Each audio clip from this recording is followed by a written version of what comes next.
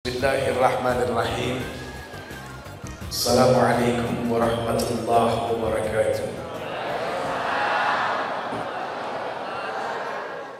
Kata Rasul sallallahu alaihi wasallam, suatu hari Rasul masuk dalam kamar Aisyah. Terus Rasul bilang, "Wahai istriku, jangan engkau tidur sebelum engkau satu menghatamkan Al-Quran." Udah gitu Rasul bilang apa? Minta syafaat kepadaku dan kepada nabi-nabi sebelum aku. Yang ketiga, minta ridho saudara kamu muslimin dan muslimat, mukminin dan mukminat. Yang keempat, jangan kamu tidur sebelum engkau melaksanakan haji dan umroh. Ketika Aisyah bengong, Rasul keluar menyelesaikan sholat sunnahnya. Kemudian Rasul masuk lagi. Begitu Rasul masuk, langsung diberondong. Ya Rasul, mana mungkin aku, ayahku, saudara-saudaraku dan semua umat muslimin muslimat melakukan itu semua dalam waktu yang singkat. Rasul senyum. Apa kata Rasul? Barang siapa yang membaca surat Al-Ikhlas sebanyak 3 kali, sama artinya dia dengan menghatamkan Al-Quran. Kedua, minta syafaat kepada para nabi. Apa maksudnya? Berkirim salam dan salawat bukan hanya kepada Rasul sallallahu alaihi wasallam, tapi kepada semua. Allahumma salli wa sallim ala sayyidina Muhammadin. Tambahin wa Adam, wa Nuh, wa Musa, wa Ibrahim, wa Isa. Sebutin aja tuh Pak, yang kita hafal. Salawatullah wa salamu ajma'in. Yang ketiga, minta ridho kaum muslimin muslimat. Gimana caranya? Dalam hadis Rasul sallallahu alaihi wasallam beliau mengatakan apa? Maukah kamu mendapatkan pahala bermiliar-miliar? Mau? Baca Allahumma gfir lil muslimina wal muslimat wal mu'minina wal mu'minat al ahya'i minhum wal amwat. Itu dapat kebaikan bermiliar-miliar. Dari mana? Berapa banyak orang Allah ciptain orang Islam dari pertama bumi diciptain sampai hari kiamat. Yang terakhir kata Rasul, barang siapa wahai istriku yang membaca subhanallah walhamdulillah wala ilaha illallah wallahu akbar wala haula wala quwwata illa billahil aliyyil azim. Barang siapa yang membaca ini, sama artinya dia dengan melaksanakan haji dan umrah. Enaknya ganjaran dari Allah ya.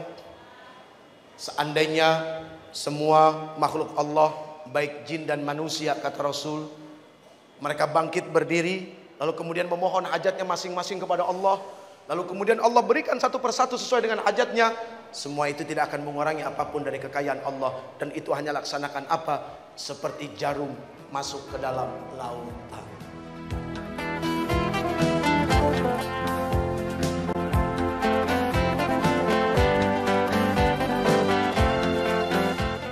Kalau Bapak, ibu-ibu, Pak. Iya. Oh iya. Jarang nih yang sama dompet-dompetnya. Oh pantas kosong. Bapak, ibu-ibu, ditunggu. Infak dan sodakohnya. Ngapain lu minta sumbangan dengan cara begini, Pi? Malu-maluin aja lu. Ini gue nyari sumbangan buat sumbangan masjid tuh. Al-Muhajirin, bukan buat pribadi.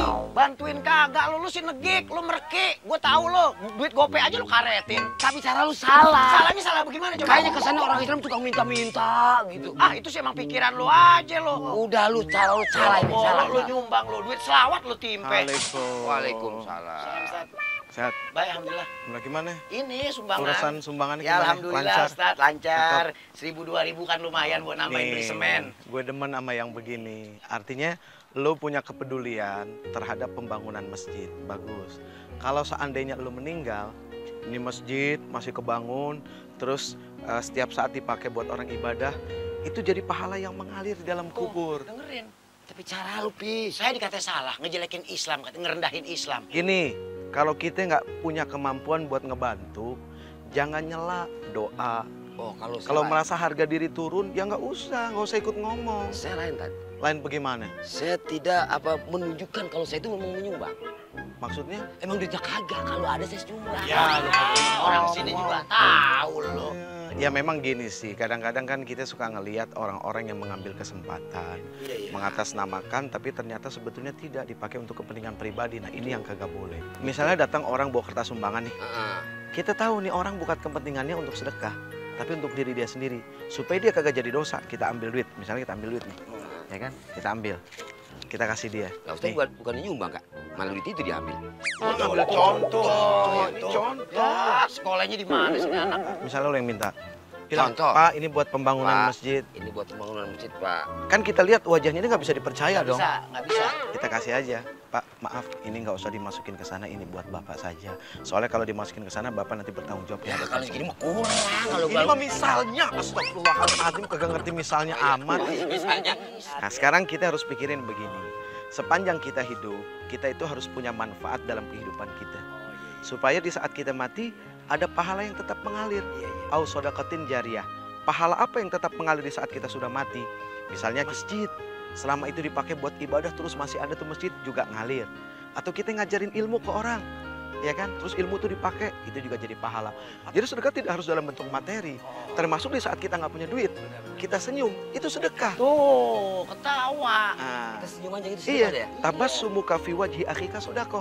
Jadi senyummu di wajahmu untuk saudaramu adalah sedekah. Tuh, senyuman Gitu. muka yang enak. Nah, jadi ente senyum terus. Ada orang kagak ada orang lu senyum aja. Orang gila lu namanya. Terima kasih, Sat, ya. Iya, Kan sedekah. Begitu.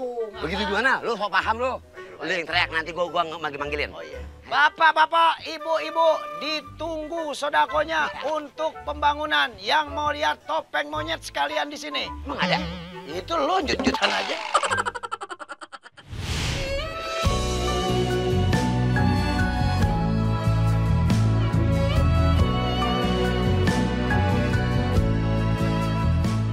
Kita hari ini memperingati Isra wal Mi'raj. Isra wal Mi'raj. Ada dua tuh. Ada dua. Ada Isra, ada Mi'raj. Ada misro tuh.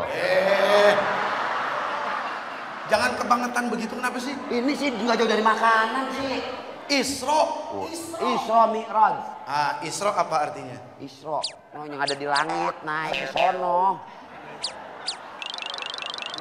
Kan naik buruk ya. Hah? Naik buruk. Lah iya naik buruk, naik mikrolet nggak nyampe. Isra tuh apa? Kan ada dua. Isra, Mi'raj. Isra wal Mi'raj ini artinya beda. Beda Tat, kalau Isra ya Isra, Mi'raj ya Mi'raj gitu. Iya kan dua. Gini. Jadi di malam 27 Rajab ini ada di dalam kitab Qissatul Mi'raj atau Mi'rajul Kabir yang bercerita secara khusus tentang peristiwa Isra wal Mi'raj. Kita ambil hadis singkatnya saja.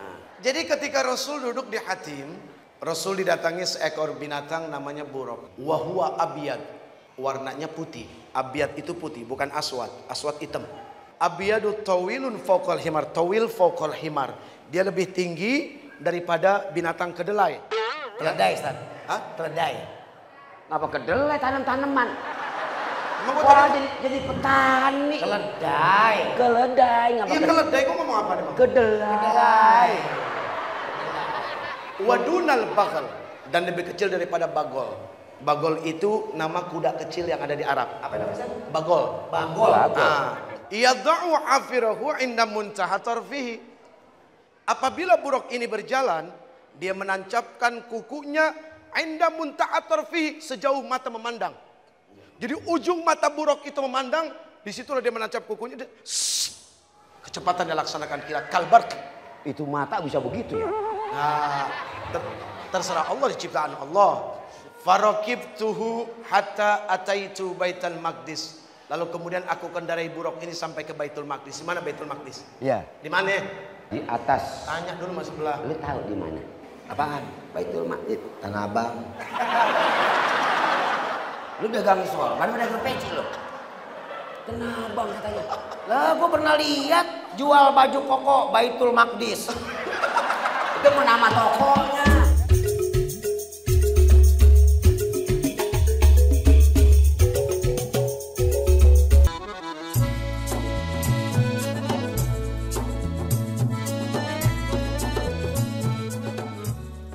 Baitul Maqdis itu adanya di Palestina.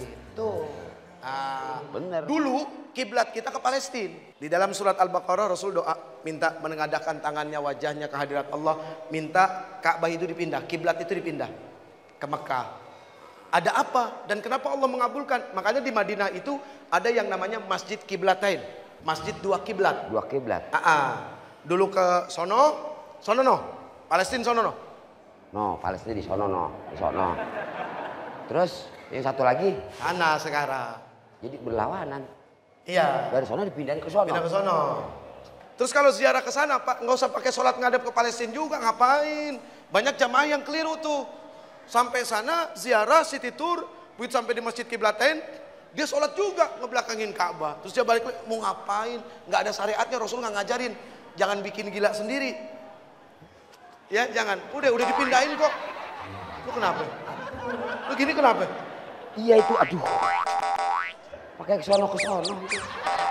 Begitu sudah sampai di Baitul Maqdis, farabattuhu bil halaqatil lati yarbitu bihal anbiya.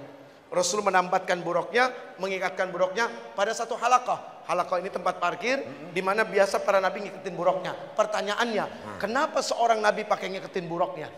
Padahal mah biarin aja, siapa yang mau ngambil, mau nyolong buruknya Rasul. Nah, ayo. Ada pesan apa di sini? Kenapa? Takut buruknya terbang. Takut terbang kan? Takut terbang. Ya. Begini, Rasul mengajarkan tentang ikhtiar menjaga barang-barang pribadi yang kita punya. Pernah dalam satu riwayat Rasul menegur seorang pemuda.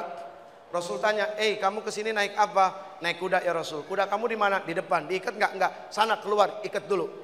Memangnya Allah hanya menjaga kuda kamu saja? Bukan berarti Allah tidak mampu menjaga. Ada beberapa yang diserahkan kepada kita untuk menjaga barang kita.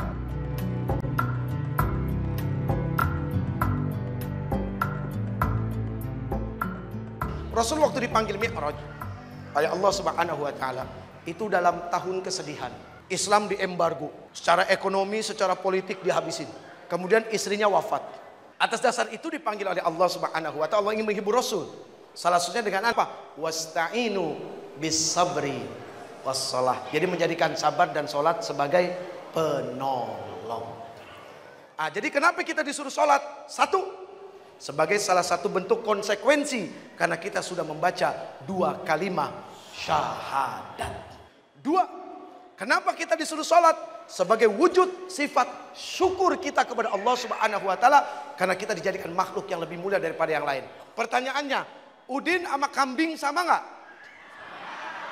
Kagak tak sama dengan. Dengerin dulu, belum selesai ngomongnya. Ya. Udin sama monyet sama, Jepri sama gorila sama. Bang Opi sama Nying-Nying sama. Pas. Sama apa Bang? Sama modelnya. Bukan. Kita ini sama kambing sama. Sama apa? Sama-sama makhluk ciptaan Allah. Hanya kita dimuliakan, diberikan akal. Kemudian kita menerima kewajiban untuk menjalankan perintah yang ditolak oleh gunung, ditolak oleh makhluk lain, tapi manusia berani menerimanya. Nah, itu yang bikin manusia jadi mulia. Oke? Nah, ini sebagai wujud sifat syukur. Yang ketiga, kenapa kita disuruh sholat? Karena inna sholata tanha anil fahsya'i Iwal munkar. Ya. Apa? Coba ulang. Inna sholata. Terusin dong Pi. Kita kan berdua Pi. Inna sholata tanha anil fahsya'i wal munkar. Lu kagak tambahin wal munkar wa nakir, sekalian lu tambahin. Wahnya dia ikut ntar. Lagi ngicungnya doang wal munkar. Artinya. Yang artinya. Ya, sholat itu mencegah dari perbuatan keji dan mungkar. Jadi Allah kepengen asbab dari sholat ini manusia pelan-pelan mengikis sifat keji dan mungkar mereka.